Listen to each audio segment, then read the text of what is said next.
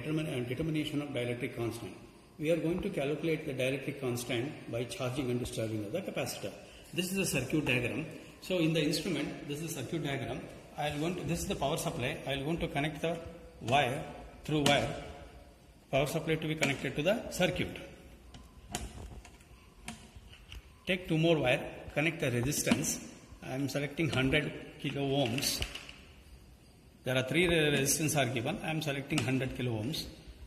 There are three capacitors are given. We have to determine the capacitance of the capacitor of all the three capacitors. So I am connecting the first capacitor, that is C1, and also I am connecting the voltmeter.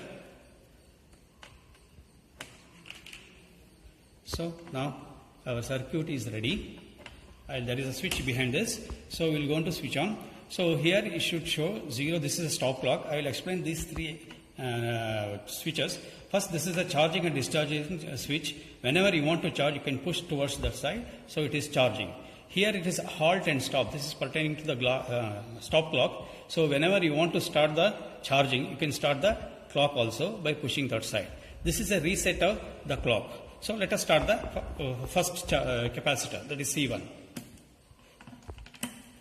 Now it is charging. So what we have to do is every 10 seconds note down the charging. It is keep on increasing the charging. So it is around about 2.6 volts. So we have to keep on note down in this table of column. Everything, all the data should be recorded here. So 20 seconds. It is around about 4 volts. It is increasing. Now it is 30 seconds, it is 4.3.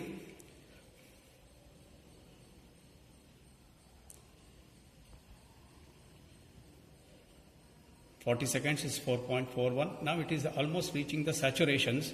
So the charging is almost reached as a saturation level. So it is slowly charging. So it is about 50. Now for 60 seconds, we will going to discharge simultaneously by using your finger. Just discharge. Now it is discharging. Again you have to note down every 10 seconds. So now it is discharging. The voltage is coming down. Every 10 seconds note down the voltage in discharging in the table of column. You have to record in the table of column. Now it is 20 seconds, almost 20 seconds. It is quickly it is discharged and reaching a saturation. So we expect the graph. We expect the graph like this. This is for charging graph, this is a discharging graph. We expect the graph like this. Now it is almost as a saturation reached, it is almost discharged. So 45 seconds.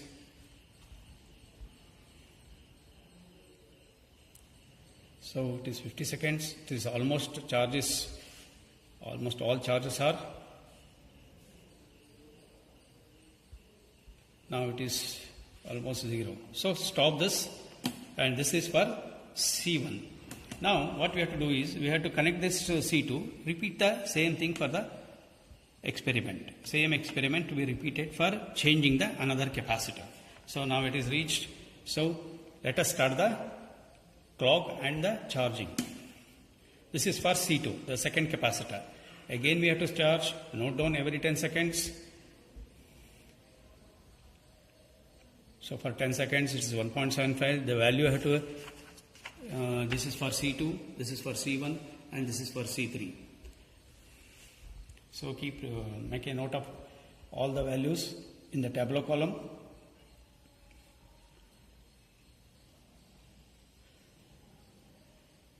This is for 30 seconds.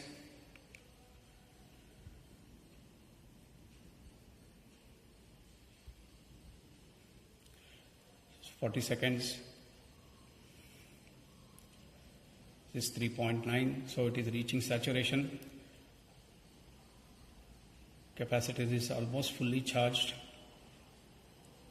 Now we are going to discharge the capacitor by using this tube.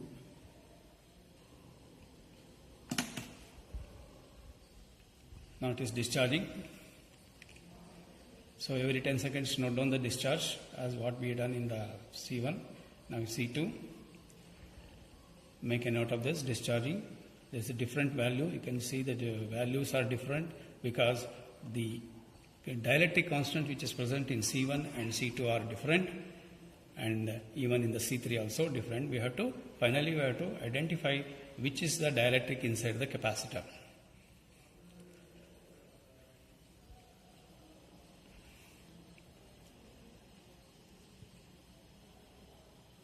It's 40 seconds. So discharging is almost discharged. All the charges are come out from the capacitor. Now we are going to stop this for 60 seconds.